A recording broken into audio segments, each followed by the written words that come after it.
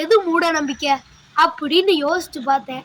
சுதந்திரம் பெற்ற காலத்துல இருந்து கடவுள் இல்ல அப்படின்னு சொன்னா ஜாதி ஒழிஞ்சிரும் அப்படின்னு நம்புறாங்களே, அது மூட நம்பிக்கை.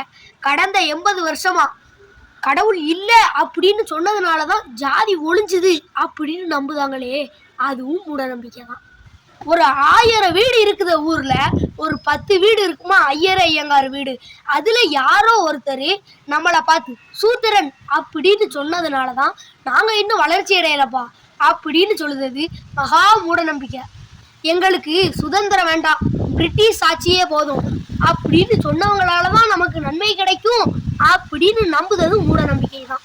தன்னோட இனத்துக்கு தலைவன் இல்லை அப்படின்ற ஒரே காரணத்துக்காக கொள்கையில தோத்து போன யாரோ ஒருத்தரை தலைவனாக்குறது மகா மூட நம்பிக்கை.